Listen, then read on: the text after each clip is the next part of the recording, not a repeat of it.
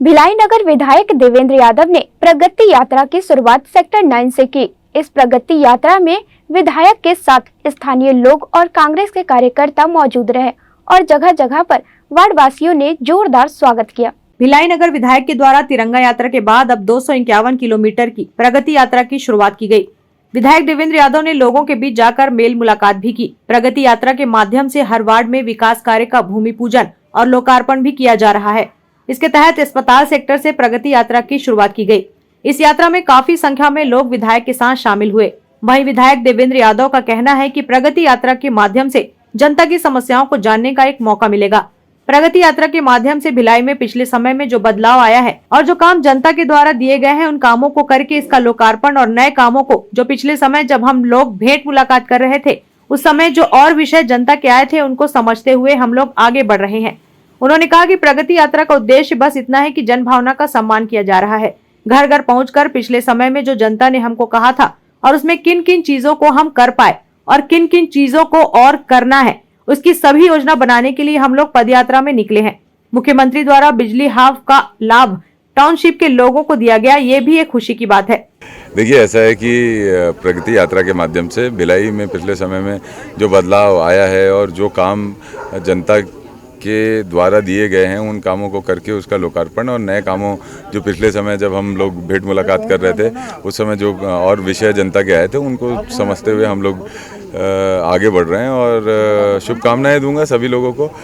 देखिए, प्रगति यात्रा के माध्यम से उद्देश्य बस इतना सा है, जो जन भावना है भिलाई की, उस भावना का हम सम्मान करते हैं। एक एक घर पहुंचकर पिछले समय में जो जनता ने हमको कहा था और उसमें क्या हम किन किन चीज़ों को हमने कर पाए और किन किन चीज़ों को और करना है, उसकी सभी योजना बनाने के लिए हम लोग पदयात्रा में निकले हुए हैं। माननीय मुख्यमंत्री जी द्वारा बिजली बिल हाफ का भी लाभ टाउनशिप के लोगों को दिया गया है, ये भी एक खुशी की बात है। इसका भी प्रचार प्रसार और इस पर भी संवाद जनता के बीच में हम लोग करेंगे और लीज डीड पंजीयन के विषय को भी को लेकर भी जो हर्ष है और इससे जुड़े हुए जो हितग्राही हैं, उनसे भी हमारी मुलाकात होगी। तो ओवरऑल एक ये यात्रा है जिसमें हर एक सेगमेंट पे हम लोग ध्यान देकर करेंगे और पद यात्रा का मुख्य उद्देश्य तो यही है।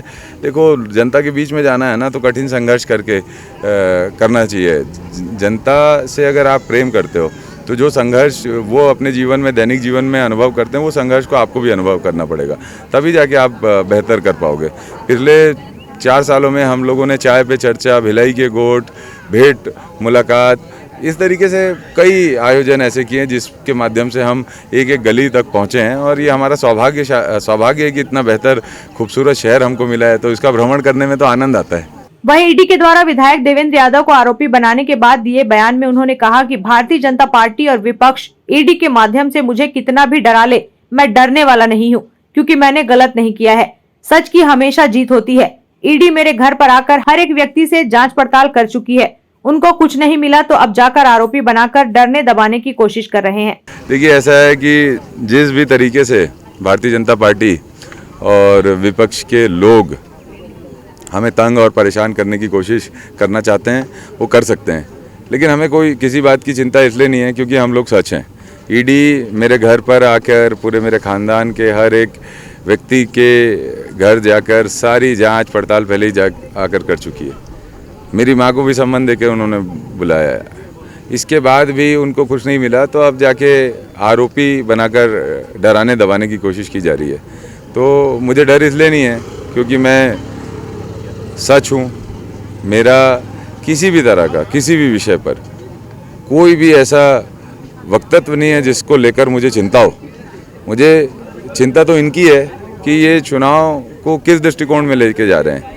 मुझे चिंता इस बात की है कि जो युवा भारत का आज की राजनीति को देखेगा तो वो क्या दृष्टिकोण रखेगा कि राजनीतिक मंशा, अपनी मंशा को पूरी करने के लिए आप कुछ भी कर दो, किसी के घर पुलिस भेज दो, ईटी भेज दो, आईटी भेज दो, आरोपी बना दो, तो क्या कर लोगे? जेल भेज दोगे?